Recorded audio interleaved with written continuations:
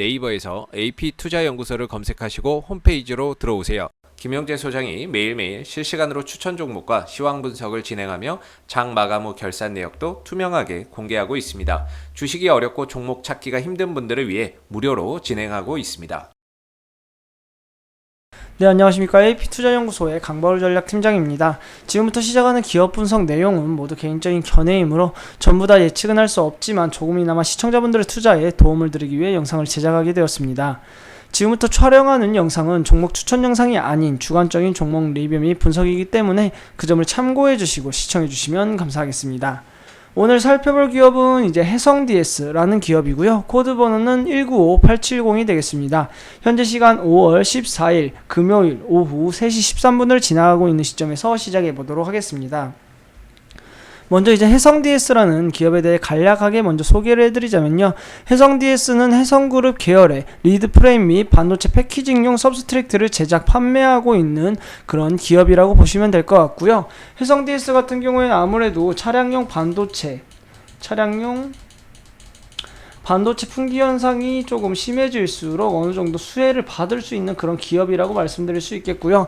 차량용 반도체 품귀 현상이 깊어짐에 따라 이제 공급이 많아졌기 때문에 수요가 많아졌기 때문에 공급의 양을 늘려야 되고요. 그에 따라서 이제 해성DS도 어느 정도 실적과 영업이익이 크게 상승할 수 있는 기업이라고 말씀드릴 수 있겠습니다. 하지만 지금 차트 보시게 되면요. 지금 추세선, 상승 추세선을 그려놨는데 상승 추세선 이탈하면서 하락까지 나와주면서 이제 31,500원대 지지선까지 내려왔었던 그런 모습이 되겠는데요. 이렇게 산거래를 강하게 음봉그리면서 하락했던 이유로는 일단은 우리나라 코스피 지수 자체가 좀 큰 폭의 조정을 받았기 때문에 해성DS 또한 크게 하락했다고 보시면 될 것 같습니다. 이렇게 지수 자체가 조금 크게 하락한 이유에 대해 조금 설명을 드리자면요.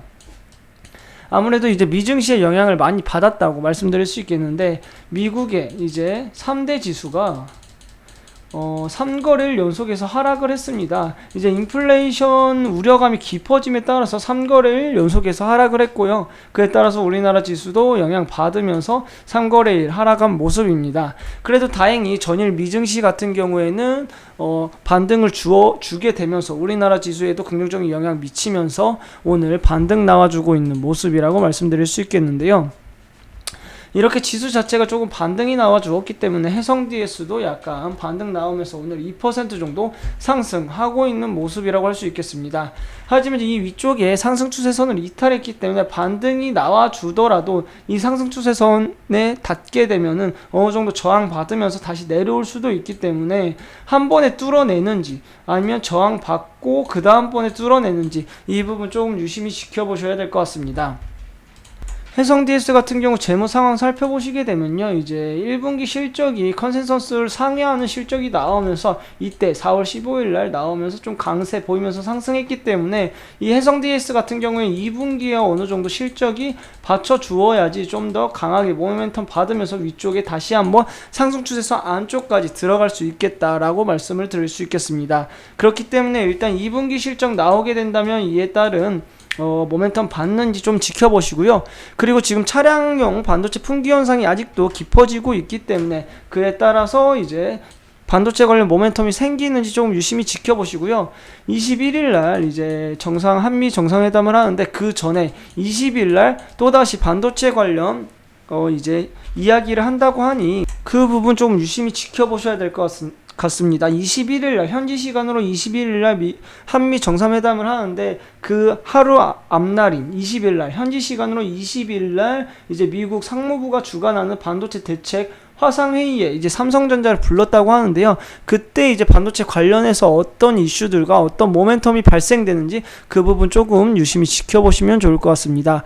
그때 이제 어느 정도 반도체 관련 모멘텀이 강하게 생겨나면서 이제 상승 추세선 안쪽으로 들어올 가능성이 높아지겠는데요.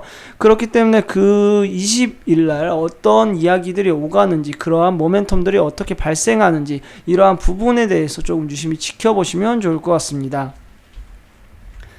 그렇게 된다면 상승 추세선 안쪽으로 들어오게 된다면 이 위쪽에 있는 이동평선들 모두 뚫어내면서 올라오는 것이기 때문에 다시 한번 이동평선들이 정배열로 배치되면서 상승 추세로 완벽하게 전환할 수 있기 때문에 강한 모멘텀 받고 상승 추세선 안쪽으로 들어왔을 때는 이 이동평선들이 다시 한번 정배열로 재배열이 되는지 또한 유심히 지켜보시면 좋을 것 같습니다.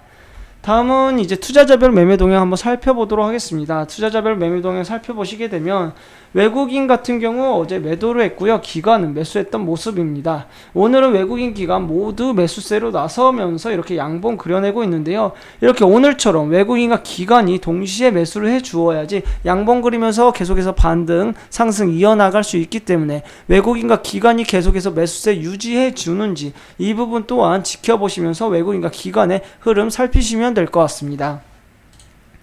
그리고 이제 지수 자체가 반등이 나와 주었기 때문에 이제 해성 DS 또한 반등이 나왔다라고 말씀을 드렸는데요. 이렇게 지수 자체가 강세를 조금 보여주어야지 모멘텀을 받더라도 좀 더 강하게 받을 수 있기 때문에 이 지수의 흐름 조금 유심히 지켜보셔야 될 것 같은데, 우리나라 증시 같은 경우에는 아무래도 미증시의 영향을 많이 받습니다. 이러한 미증시 정보 같은 경우에는 저희 홈페이지 오시게 되면은 오늘의 주식 이슈 들어가시게 되면 제가 이제 매일 아침마다 이제 미국 시황 간략하게 정리해서 이제 올려드리고 있습니다. 제가 이거는 이제 장 시작 전에 항상 올리고 있기 때문에 이러한 정보 조금 얻어 가시면서 이제 증시의 흐름 조금 예측을 해보시면 좋을 것 같습니다.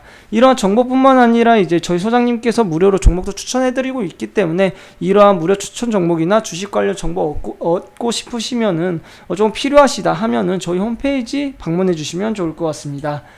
오늘 영상은 이제 이것으로 마무리 짓도록 하겠고요. 저는 다음 영상으로 찾아뵙도록 하겠습니다. 지금까지 영상 시청해 주셔서 감사합니다.